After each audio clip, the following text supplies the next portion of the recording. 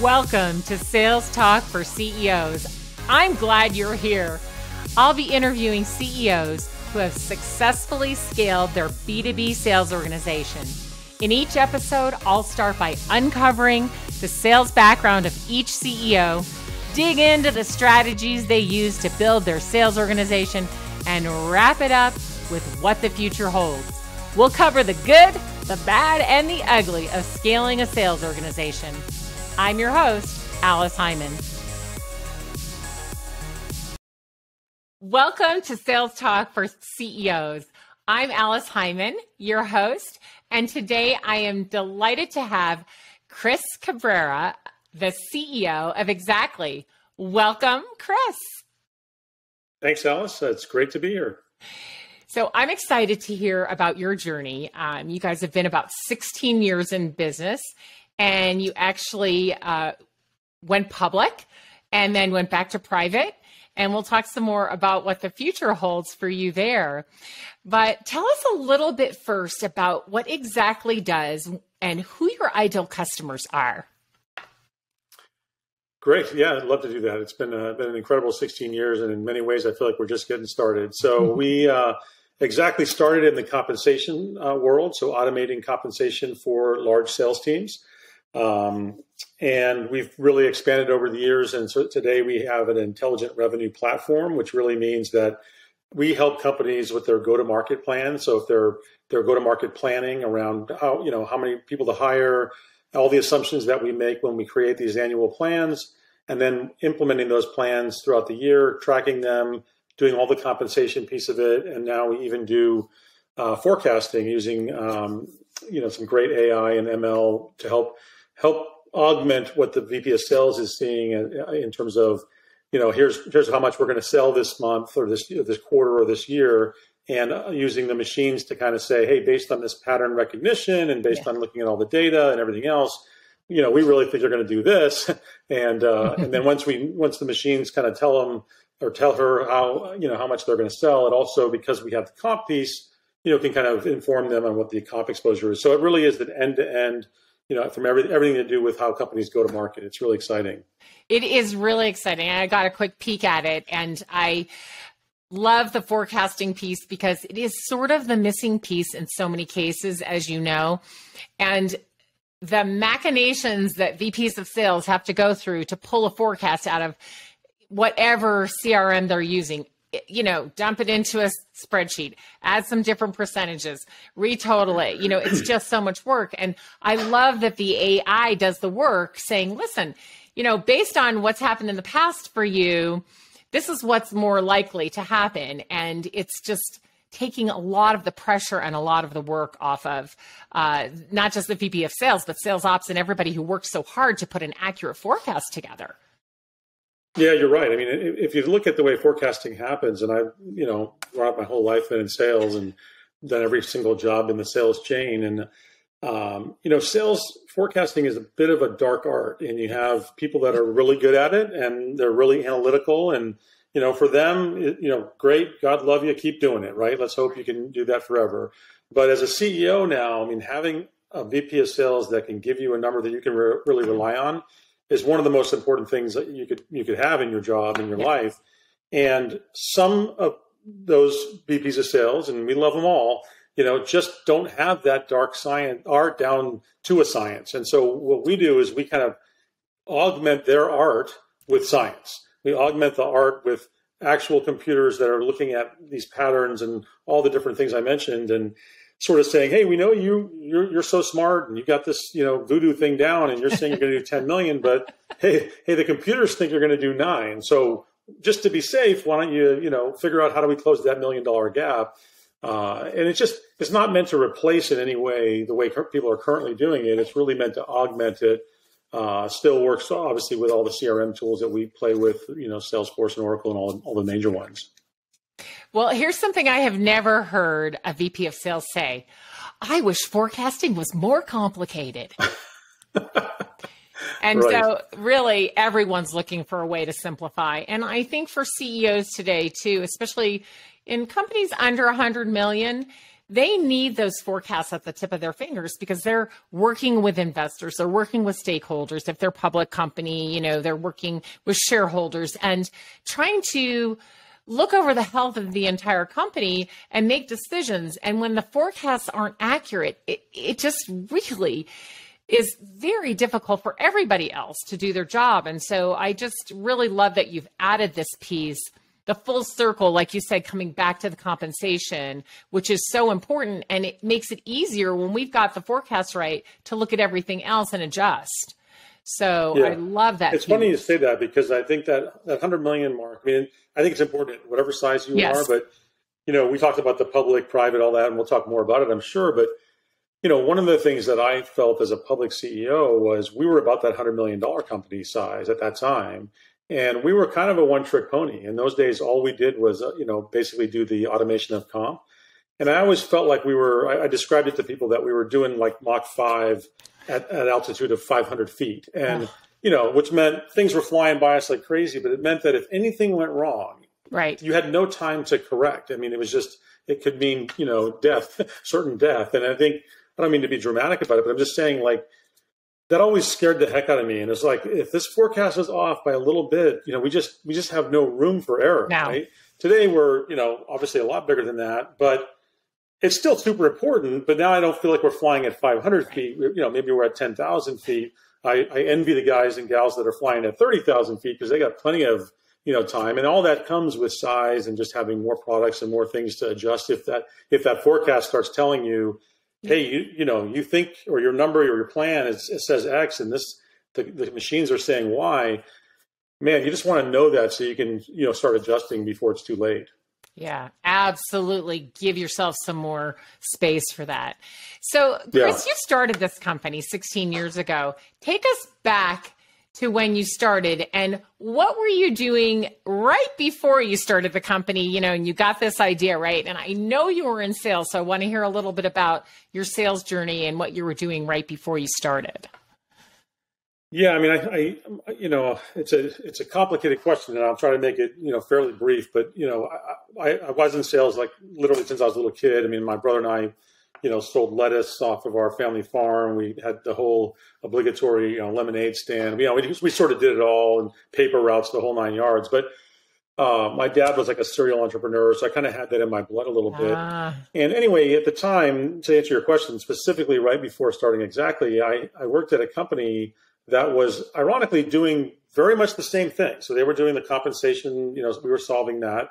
And I'd been there for almost 8 years. And in those days, this is 98 to 2004 kind of time frame.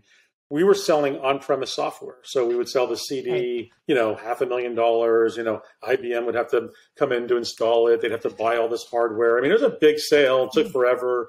And, you know, it was just good old days of old-fashioned software, right? People used to talk about shelfware because, you know, once we sold it, like we didn't know if it ever went live. Right. It was like, that was like a different, you know, world. And anyway, so I was kind of operating in that environment. I was trying to sell to the CFO at Salesforce.com. And remember, this is late 04, right? So they had just gone public, you know, maybe a year before. And anyway, long story short, I wrote about this in my book, which is called Shameless Plug, Game the Plan. You can get it on Amazon, but there's a whole chapter on this story because it's really powerful and it changed my life. That CFO, Steve Cakered, leaned across the table and said, "I'm never going to buy this software from you." This is after like a 6-month sales cycle. And I said, "Well, you know, why? Why aren't you going to buy it?" And he said, "Well, because it's the wrong religion. You know, we're a SaaS company and on-premise is dead." Right. He said, "Why don't you go build it and build a company and I'll become your first customer." Even though I had this sort of entrepreneurial background, I went to undergraduate at USC and got my entrepreneurial degree there. I had my MBAs. I had all the right pedigree and experience and everything. I didn't want to be a CEO. Like that was not my driving thing at that time in my life. You know, I had young kids. We had just moved into a big house. Yeah. I mean, it was kind of like I was happy doing what I was doing. So I thought the better plan was to go back to my executive team and ultimately the board and say, "Hey, listen to what the CFO of Salesforce told us, the hottest SaaS company on the planet, one of the only, you know, let's go do this. Let's build it. And I'm happy to, you know, manage that department or division. But, and probably not surprisingly in hindsight, what they heard was, let's throw out what we've been doing for 8 years and embrace this technology that's brand new. And there's only one other company, kind of doing it. And they said, you're crazy. And so I'll spare you the colorful words that we exchanged. But over a period of weeks, it ultimately resulted in my getting terminated. And they fired me because once I saw behind the curtain that the future was SaaS, and that as a salesperson, right, like my biggest thing was I want more people to sell to. Yeah. And having this big on-premise license and big installation, I don't need to sell the SaaS model today, but 16 years ago I did, right? It was a very different model. And so anyway, that was kind of what got the whole thing started. And once they fired me, I thought, well, geez, I've got this passion for this space. I've got the hottest company in the Valley saying, if you build it, we will come. I was a 16B officer, so they had to pay me a bunch of money to go away quietly. And so, it just seemed like the, natural thing to go do was to start the company. And that was the birth of Xactly. And just as a side note, Salesforce did become our very first customer. So, and they are our oldest and best and biggest customer today.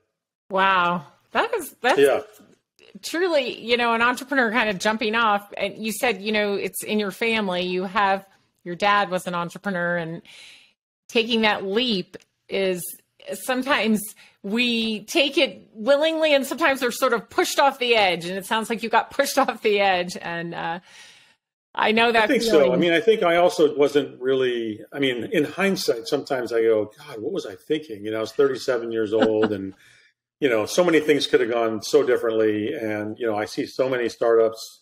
I do a lot of advising of young companies, and so many of them, fail for many, many, many, many reasons. But I that never entered my mind. It just, again, looking back, it's like, why? I don't understand that. But at the time, just the idea of it not working was never, ever in the realm of possibility. So I think it was maybe just ignorance and arrogance or something. I don't know, but I call it entrepreneurial enthusiasm, right? And if you didn't have it, you wouldn't make it. So you have to believe, right? And you can't even look back for a second or think it's not going to work, because that would not, that's not the way we think as entrepreneurs, right? So it's a good thing that you had that and that you kept going. So when you first started the company, you had a lot to do, but you were also the first salesperson, correct? That's right. Yeah. And so how did that go? Yeah. I think trying to run a company and do sales. I think that, and again, this is the most important thing that when you start these companies is to get some traction, to get some people saying, either if you build it, we'll come, or yes, what you've built, is worth some money, because that's what so many of the investment, people are going to look for. Nowadays, it's very different than it was back then. And, VCs, I don't know, they've gone insane, and they give, $1 billion valuations on companies that have, 10 million in revenue or something. It wasn't like that back when I started. No. It was very, very much like they wanted proof. They wanted to see it. They wanted to talk to customers. And so my whole purpose in life in the beginning was I needed to go get 5 or 6 companies that would, that would basically need this and say, yes, Chris, if you build this and you build it to kind of our spec, then we'll become a customer for this much money. And literally those first 5 customers, which included Salesforce, we didn't sign a contract. There was nothing in writing. It was a handshake. It was literally, okay, you're saying that you'll do this if I build what I say I'm going to build. And they're like, yeah. I'm like, great. I just need you to say that to this guy over here, because he's going to give me money to go make that happen, so long as you tell him that. And so it was kind of like that, and it was all true. All of those companies, I think actually 4 of the 5 ultimately became customers. One of them ran into some tough waters in the interim months, and so they ended up not doing it. But yeah, man, in the beginning, the selling was all about just getting those people. And then it was a lot of, salesmanship to sell people to join the company. And here's why you should leave your cushy job and come do this thing that, is come on this adventure with and, me. Yeah. That's right. Yeah. So I always loved that I have a sales background, because I feel like, you can, you can kind of attack anything from any problems. But it's not a panacea. I will tell you, as a No. CEO, as you get further into different stages, I sometimes wish I was a little more technical and had that engineering, background or degree. Well, the interesting thing about being a CEO is there's really no prep for being a CEO, right? I mean, there's lots of different things you can do that are definitely going to help, but you can't even imagine what it's like to be a CEO until you are one. And there's no real training for it. There's just a myriad of different things that you have to be able to do. And you learn them as you go once you put yourself into that role. And I think it's interesting because you and I were talking about this before we started recording, that only 8% of CEOs have a sales background, which I find, really interesting. And in the beginning, you really need that sales background, or you've got to have a co-founder or a partner or somebody working with you that does have it. Because like you said in the beginning, we absolutely have to not just sell people on this new idea, this new thing, and have them say, yeah, we're definitely going to buy it if you build it. But the investors, the people who come work for you, your whole life is about sales in the very beginning. And that can be difficult if you have zero experience doing that. But so you were being a CEO, wearing all those hats and doing all the sales in the beginning. Where was that moment when you thought, okay, I've got to build this sales organization out now? And you knew what that looked like because you came from a sales organization, but you needed to build the right sales organization for Xactly. So can you remember back to when you thought, okay, I need a salesperson. I got to start growing this sales organization. And what did you do? Yeah, I mean, I think, I can't remember a specific thing that we said, hey, we got to now build this organization now. What I can say is I had a guy who's become a great friend of mine, but at the time, he had hired me at a company previously, and he and I had worked at this company that I mentioned that was doing it on premise. And he was so excited about what we were doing at Xactly that he would just show up all the time. He would just kind of hang out at the company. And it was like 12 of us, right? And 11 of us were engineers, or 10 of us were Right. engineers, and me, right? And because at the beginning, that's all we needed was build. I got sales, don't worry. And so, that was almost the case for the first year. It was very, very heavy on just the people kind of designing and building the product. And we didn't have any salespeople. And this gentleman would just come and hang out and ask about the business and this and give ideas. And I'm like, you realize we're not paying you, right? I mean, this is like 6 months into it. I'm like, he's like, that's fine. I don't care. I just love this. I really believe in it, blah, blah, blah. And literally, so once we got, but we were kind of waiting to do another big round of funding. And once we did that, I said, now's the time we got it. The product was now at a point where we could sell the sort of alpha, beta version. And so I said, hey, good luck. Here you go. Now you can join the company, and I'll actually pay you a tiny bit. And so we hired him. And, again, it was one of these, you're going to carry a bag and sell the first few deals, and Right. then you're going to become the manager and the leader and ultimately be the VP of sales if it scales correctly. And that's exactly what happened. But, we didn't try to reinvent anything. I mean, we kept it pretty traditional. We hired inside salespeople, and then we got the obligatory field people, and we, got the obligatory, field offices. I mean, stuff that certainly today, after, going through the last year and a half that we've all gone through, I would say, we probably would certainly do it differently. I mean, I think the world of selling has changed so dramatically, and the lines between these inside sales and field sales, have just been blurred to the point of just not being, important anymore. Right. In some industries. I'm sure in some industries maybe they are, but, certainly in the software business, I think they've blurred tremendously. So, but anyway, and even the lines between sales and marketing have blurred during this time, right? So yeah, you take people out of the field, and now everybody's using other mediums, video, phone, social media, email, of course, continuing, and putting all those together and working those, you end up being part salesperson, part marketer. Marketing's role changes. It's been really interesting to watch. I think there's been quite a transformation, and those who are doing it well, it's pretty amazing. Well, and I think add to that the tools that have changed. Yes. I mean, can you imagine before Zoom? I mean, you remember the days of some of the, I won't name them, but the technologies were just terrible. Yes. Zoom's timing, couldn't have been any better. I mean, it's been a phenomenal, technology. Another shameless plug. They're a great customer of ours, so that's why I like we use them. But it's a great technology, and it certainly has changed. And there's so many of those technologies. Like you talk about. Going back to this forecasting thing, right? Well, how do the machines end up being able to make the forecast smarter? Well, they're looking at things like how many Zoom calls were done, how many phone calls were done, how many times was this word used in the call, how many people attended the call, how many calls overall have there been? Because then it can kind of pattern recognize other successful deals that have closed kind of had this kind of a look and feel, meaning this deal that so-and-so is trying to forecast, there's been no interaction with the customer or very little. Very few people at the company have interacted. Right. And so all of a sudden, the credibility of that deal begins to, kind of go down. And those are just quick, simple examples of how the technology, I think, has just changed so much so fast that you almost just have to sell differently today. I mean, it would be insane to go back to the old days, even though we could. Absolutely.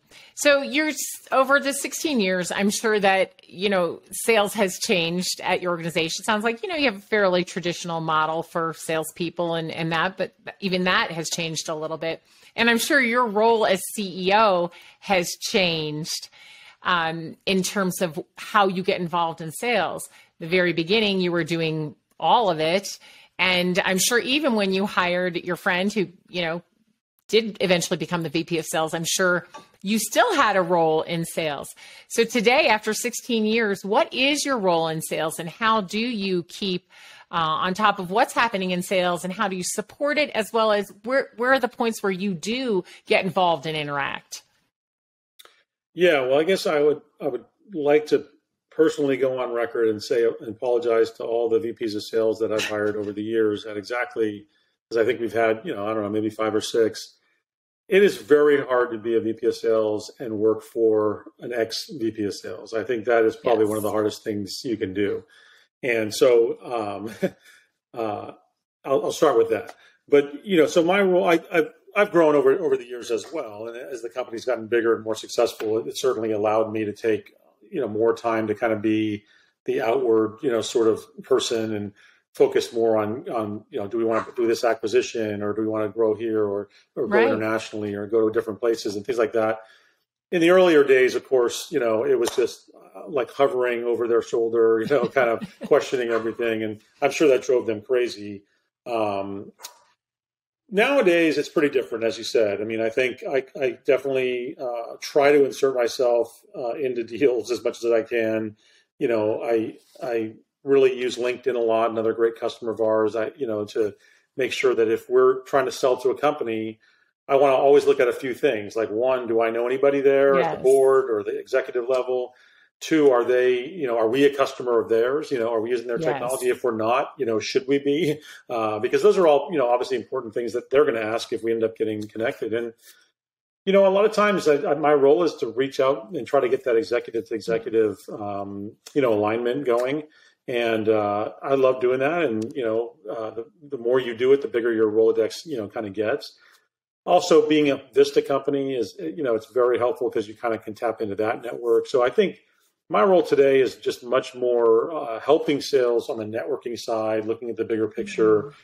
And then, wherever possible, trying to get the interactions with prospects to make sure that, I personally understand what their needs are. We have this, kind of a program where a lot of our senior execs become, a sponsor. So I'll be a sponsor. I can't do it on every deal, but they'll put me as a sponsor for, 5 deals or 10 deals a year. And literally I'll kind of babysit and keep eye on those deals. And mostly after we close the deal, not even so much before, but it's one of those things where, maybe we've made commitments to develop certain things, or, it's a very strategic opportunity. Maybe maybe we're only doing one division and there's other companies that do it.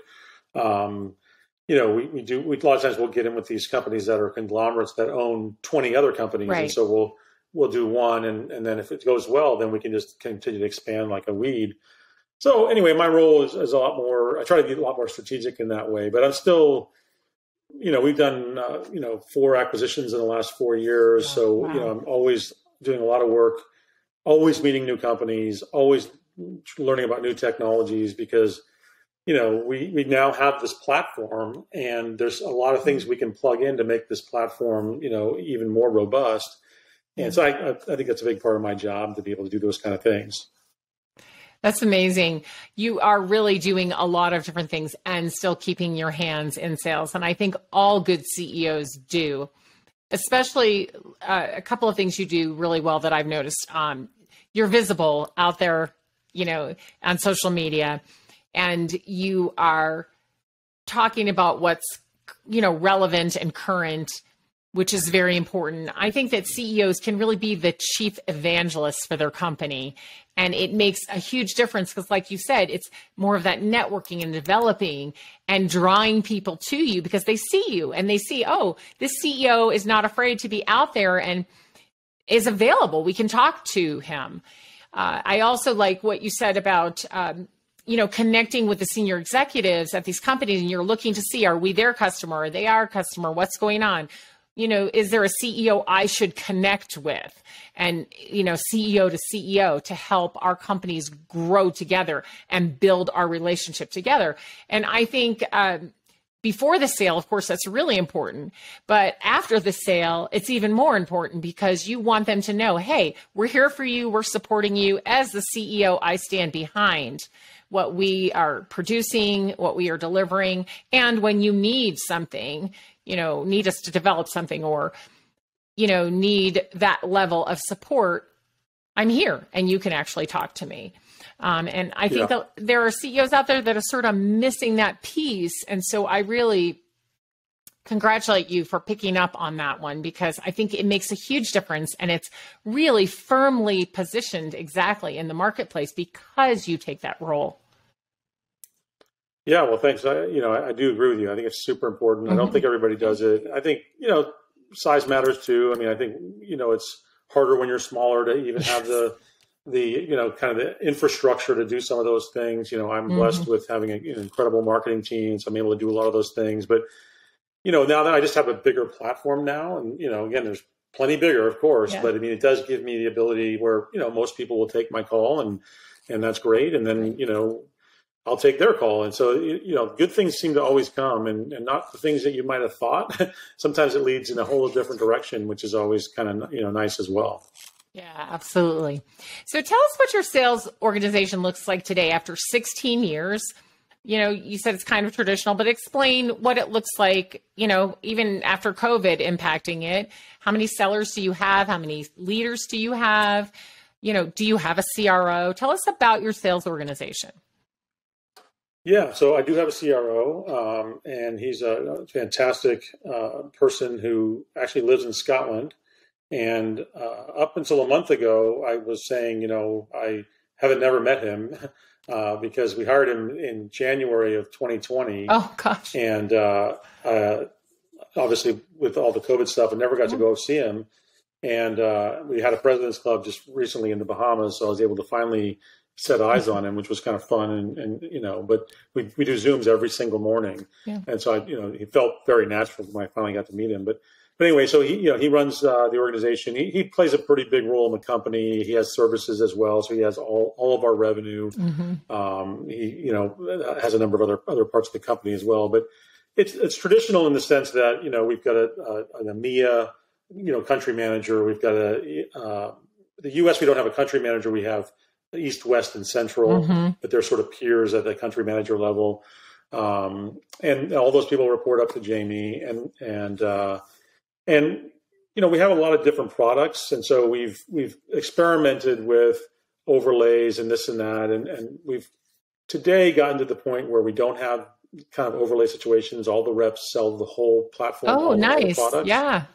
Yeah, which is nice. And I like it better. It doesn't mean that, we're even as we speak, contemplating putting overlays in for next year. I mean, just there are times when it makes sense and it works. And I think especially when you get more and more products, there are specialty needs where Right. somebody You need needs to subject really matter experts in those areas. Makes sense. Yeah, yeah, and all of our products, generally, these are not, kind of,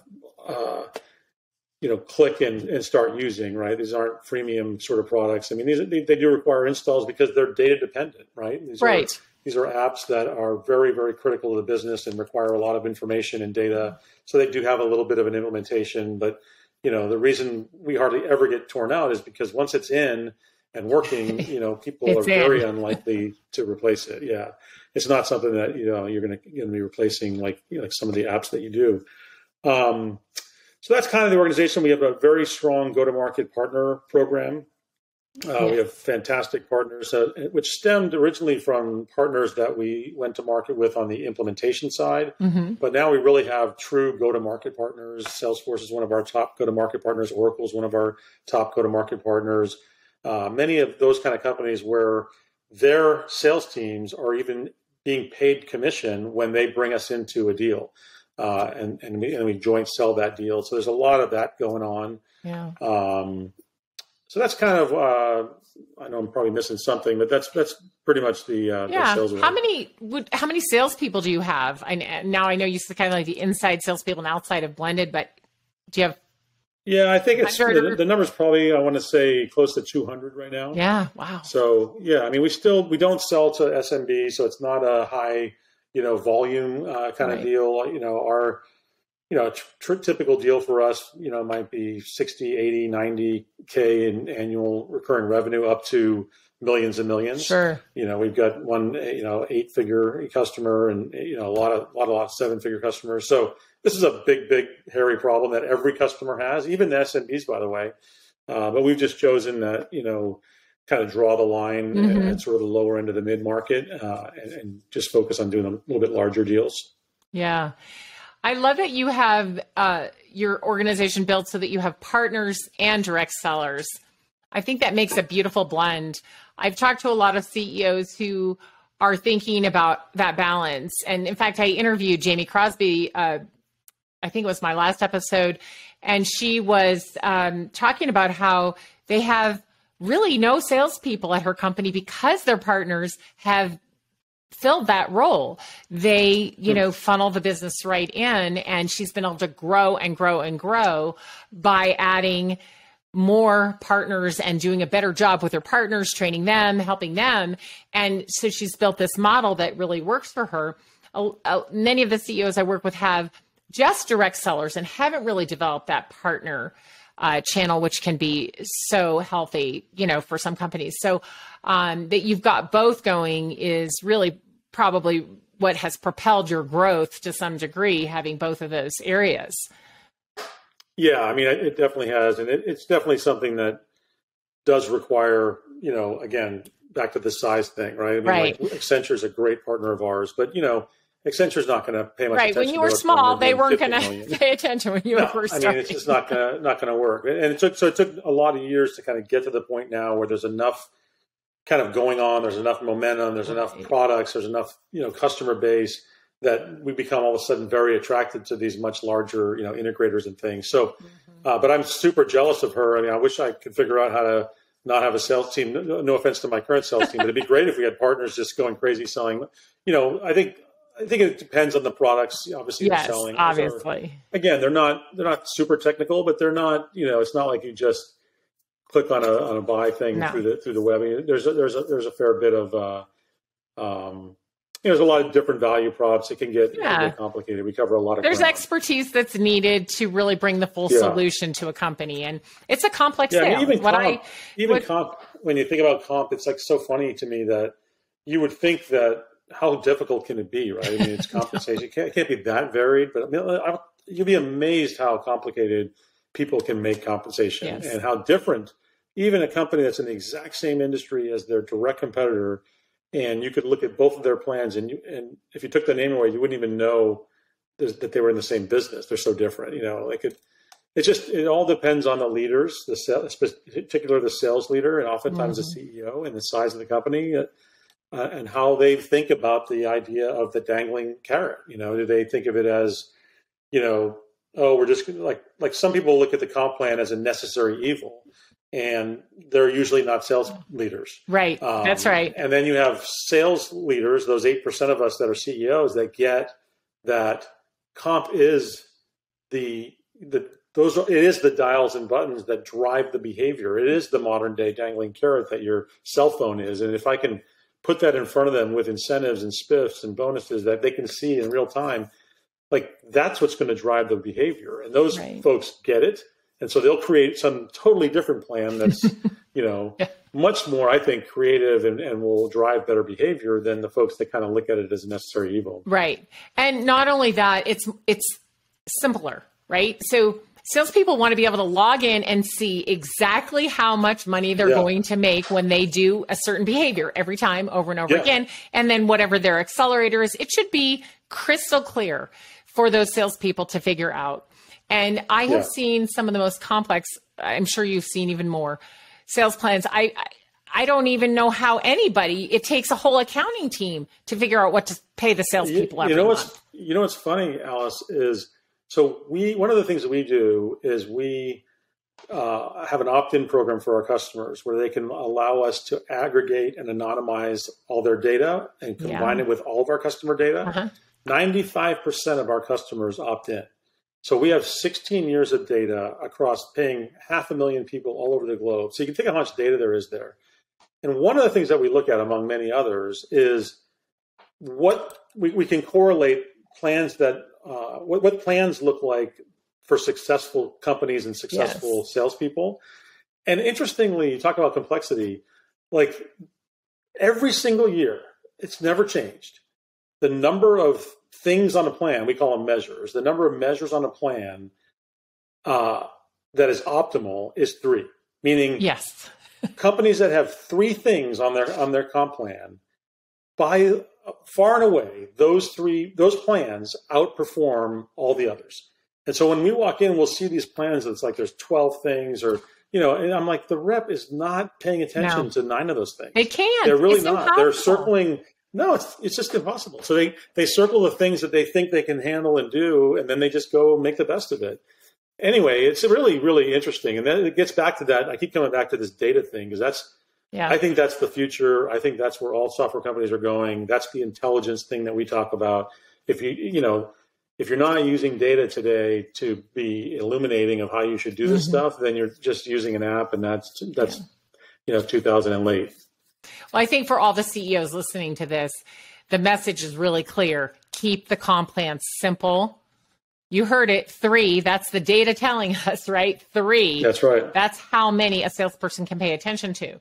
So really be careful what you are compensating people to do. What behavior you want may not be the behavior you're getting. Go back and look at your comp plan, because that may be the reason. It's driving them to do a behavior you didn't really want them to do, or it's so complex that they can't figure it out, and therefore, they're paralyzed. Or sometimes it's not even, sometimes it's not even that there's just, the problem is that you're taking a certain amount of dollars that they have that are variable, and you're kind of peanut butter spreading it so that nothing is really that impactful. Whereas if you can focus those dollars on 3 things, it's like, I got to do these 3 things because there's big money in each of those 3 things. When it's, 1/10 of my money, I don't really care about that one. I just got to get a few of these others. It seems so commonsensical, but I'm amazed at the quality companies that I meet with, and I'll look at their plans and just be like, okay, try not to say anything mean, because I'm trying to be respectful. Like, this is the worst plan I've ever seen. Sorry. But they need the data that you have to say, listen, we know that your teams perform better when you give them 3 things to focus on. So let's take all these things that you have and let's pare it down and decide. And, it doesn't have to be forever. It's like, for this year, let's focus on these 3. That's exactly right. And then next year, maybe you focus on something else. That's right. And so that's where, again, what we do is we can tell them which are the 3 things for their industry that drive the best behavior. Yeah. And so anyway, it's to me, it's so, people often ask me, like, Chris, you've been in this space going on 25 years. I mean, come on, like, really? But I'm like, every day I get up and I'm so excited because it's never the same. Like, everybody I talk to, it's like a science project. It's Yeah. like, oh, okay, so how have you done with the comp plan, and how's that working? Like, tell me what the behaviors are. I just think it's fascinating, and I love when we change it, and then we see the behavior change, Right. and you get that call, and they're like, "Would you believe like this is what's happened? It's the greatest thing. It's amazing." And it's like, it's kind of fun. I mean, I really do enjoy it, and that's why I'm still here, and probably will be for a long time. Yeah. So wrapping up here, I kind of want to talk about how you were a private company, had some investors, you took the company public, and then you went back private again. And now you're thinking about going public again. Tell us about that. Well, I really enjoyed being public, and taking the company public was a really a big accomplishment for everyone, and it was something I always wanted to do since the day we started. I always sort of said that was our goal, and it worked out perfectly. Right, we went on the NYSE. It was the greatest thing ever. As a side note, I was able to have my kids up on the stage, ringing the bell. At that time, my daughter was I think a junior at USC in the business school. So it was kind of, what a great experience for her. So, personally, it was a pinnacle, kind of experience. I think once the balloons all ran out of air and the, parade was over, the reality set in, which was, as I said earlier, we were on the smaller side, Yes. the $100 million side of, being public, and we had a single product. And in hindsight, we were public for 8 quarters. We made our number all 8 of those quarters. But it was a wing walk. And I felt like, a lot of this gray hair, you can't really see it as much in the camera, but, I didn't have any when I started, when we took it public. A lot of it came from those years of being public because it was very, very stressful. I didn't quite enjoy it as much. And I found myself, kind of longing for the days when I was able to spend more time with customers and less time with Wall Street, because it wasn't as much fun talking to Wall Street. And so Vista Private Equity came along and sort of said, hey, we like the story you're telling, recognizing that you only have one piece of that story. Because I was even in those days, I was telling this bigger story. And they said, we'd love to help you build that bigger story. So how would you like to, have us buy you? We'll take you private, and then we'll kind of give you not a blank check, but we'll be here for you to go do some acquisitions and build out this broader story. And that was very attractive to me, and it's panned out exactly that way. We're 4.5 years later. We've bought 4 companies. It's been the greatest experience of my life. I couldn't be a bigger fan of Vista. But now we've got this great company that is much, much bigger, has much more kind of inertia, I would say, and has this broader portfolio that we, like when we went public, our TAM was like $5 billion. It might even have been $4 billion, which I think is on the very low side of a public company. Yes. Today, our TAM, I'm sure, is in excess of $20 billion because we just have so many more things to sell and so many more constituents to sell to. And so, I think the private equity model is not it's not really a permanent home, right? And so we're coming up on that 5-year mark, and I think they're sort of starting to think about pushing me out of the nest. And I think so we've been thinking about, geez, the public markets are very, very good, very ripe right now. Yeah. And for companies like ours that have the size, yes, have the experience, have the team, have the profitability and the growth and all the different things, I think it could be a really neat experience. And so, we're very much considering, that 2022, kind of run for it. Love that. Which would be fun to kind of come full circle. Yes, absolutely. I enjoy watched your growth, and I'm going to enjoy watching this next piece. Yeah. Do you foresee your sales organization having to change at all to do that? Well, it's going to have to grow. It's growing like crazy. We've hired a ton of new people. Just in general, we've been hiring, I think, 120, 140 people a quarter this year. So we are really in a growth mode, and a lot of those positions are salespeople. So, we're expanding. We've got an exciting announcement coming out here shortly about another new expansion. So we're going to continue to do that. Great. So I think that the general structure probably will be the same. I think you're just going to see a lot more resources. We're going to continue to invest in partners for the reasons that we talked about already.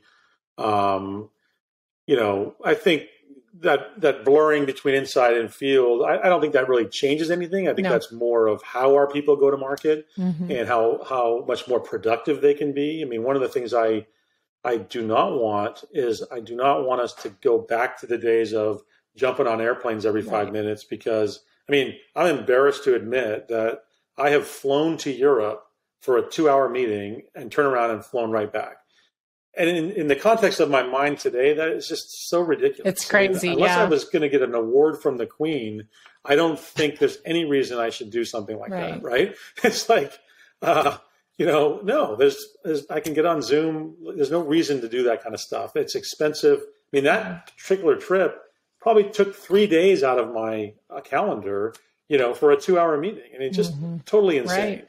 And so from myself all the way down to every person in the organization, we're just not going to go back to those days because I don't think we need to. So I think we'll change a lot of the way we sell, but structurally, I just don't think it'll change much other than just get a lot bigger. Yeah, absolutely. I agree with you. I think we did crazy things in the name of, this customer needs we have to do it. We won't close it unless we get on a plane. And now, I mean, I've never thought that, I just never bought into any of that. I feel like good selling is good selling. You can do it a lot of different ways. You don't have to be in the same room necessarily. And I think we've now just proven that, right? And people are much more accepting of it as well. And the salespeople can't use that on us anymore as that's, I think that's a big part of it, because I agree with you. I always called BS on it, but there were some prospects that I think that would have looked down on you for not showing up. Yes, right. But it's changed. It's like today when you're on one of these calls and your dog starts barking or going crazy. In the pre-COVID, like, oh my God, that would have been the worst thing ever. Now it's like people joke. They're like, oh, what kind of dog do you have? Can I see her? Yeah. And so I just think the world has changed so much. That, for the better, I think in some ways, really for the better, right? Some of these things are really so much better. I get to peek in your home. You can peek into mine. We can share some things we wouldn't have shared before. I think developing the relationships, like you said, with your CRO, you had never met, but every morning you're there looking at each other and talking. And I think, if you had an office, that wouldn't have happened because he's not in the same country as you are. So you would have still had to use the Zoom or some other, connection feature. So I think it's important. Yeah. Well, let's leave our listeners with just a couple of things that you feel are really important. Maybe some things you've learned over the time and that you feel like they can just take away from here and really use to think about what they'd like to do with their company? Oh boy, that's a toughie. I mean, I think, I guess if you're one of those CEOs that is not part of the 8%, maybe, and you're, hearing some of this stuff and saying, oh, geez, I'm not doing that, or I'm less comfortable doing that. My advice is to get some coaches or some mentors or a CEO group that can help with that. Yeah. One of the greatest things about Vista is that, I'm part of, I don't even know the number anymore, probably 80 different companies that are all software companies that are all pretty big. And, I have access to these CEOs that run the gamut. And if I'm ever feeling like, geez, I don't know this, or I don't know that market, or what about this, or this is what happens a lot. I watch what they do and I go, oh, I really like what Reggie's doing over there at Cvent, and I'll give him a call and say, hey, I saw you did this. Tell me more about that. Mm-hmm. So I just think you have to, as a CEO, you've got to let down your, I know everything, I'm perfect and my company's perfect sort of, regime. And you've got to just be open to change, be a life learner, and sort of just, check your ego at the door and be a little bit more like, I just think open to kind of hearing new ideas. That's been my whole life, has been, how do I reinvent, change? I want to be better next year than I am this year, and better this year than I was last year. And, the only way you can accomplish that, I think, is you got to be super open to feedback, and you got to be out there asking the questions for people to help me do this, help me do that. So that'd be my biggest advice if I'm talking to CEOs. Is that kind of what you're looking for? Yeah, absolutely. And I think also what you said about the compensation that you learned over all these years and collecting all this data. CEOs, make sure your sales leaders keep the compensation simple. Keep it clear, make it easy for salespeople to know what they're going to earn, 3 things to focus on. And I think that is, probably some amazing advice for a lot of CEOs who make it much more complicated, or CFOs who want to, it's like, we want this behavior, so we're going to add this, and then we're going to add this, and we're going to add this, and you can't get your comp until you've done all these things. And soon, you just got salespeople going, oh my gosh, I'm not even sure what to focus on. Yeah, and I think the thing that's important about that, though, is that the advice isn't to dumb it down to 3 things, right, because your spreadsheets can only handle these 3 things. It's, what are the 3 things? If you could wave a magic wand, what are the 3 things that you'd want them to do differently? Right. And so I'll give you one quick example before I know we're almost done. We have this thing called Rule of 10 in our company, which is if you close every deal should have a rule of 10. And the 10 is you add up the number of years of the contract. So it should be a 5-year contract. That's 5. And then you should have built into the contract 5% increases per year. If you do that, that's a 10. So think about that from a behavioral science perspective. If your reps, just for a minute, suspend disbelief and think about if the reps who you have could get 10 on every one of your deals, how would that change your business? How would that change your growth rate on whatever your fiscal year start is, January 1, when you wake up and know that, boy, I've got 5 points of growth before I even get out of bed. How would that change your life, right? And then think about, what if I was able to make that in my comp plan? What if I was able to manage that? And what if I told you that when we did that in our comp plan, after Vista told me to do it on the first year, and I silently said, you're completely nuts, there's no way that they'll be able to do this. And on the first year, would you believe we averaged rule of 8? Wow. 8. I would never have believed it. Even coming from the comp world, I still didn't believe it. And I think it's incredible. So it's an example, though, of that rule of 10 is still one thing. It's just a way better one thing than just saying I'm going to pay on the net bookings. And I think that because it's net, that I'm disincentivizing discounts and incentivizing intelligent, good revenue. No, you're not. You're not at all. You might as well just pay them base salary. I mean, it's just, you're not thinking about it the right way. Yeah. So I love that. As you can tell, I'm pretty passionate about comp. So you are. And I also know that on your website, there are a lot of resources to help people think through all of these things. And that's Xactly.com. You got to spell it with an X. I'll put it in the show notes as well. Xactlycorp.com. Xactlycorp.com. So we'll make sure that gets to the show notes, because there's lots of resources there for every size company that can help you think through what you really want your comp to be. And now, of course, a lot of great information on forecasting as well. So thank you so much, Chris. It's just been a pleasure. You have shared so much information with the CEOs out there that they can use, and just get them to think. I think that's the key. Like, wherever you are in your journey as a CEO, thinking about what's next and what can you do better. And that's really where we want to go. So thank you so much. Well, thank you, Alice. I've really enjoyed the conversation. And if anybody, listening has questions or wants to talk more, just find me on LinkedIn and send me a note. Fantastic. All right. Well, thanks for tuning in, everybody. And we'll see you on the next episode. Thanks for tuning in to Sales Talk for CEOs. You can find me at alicehyman.com. Be sure and connect with me on LinkedIn and let me know that you heard the show.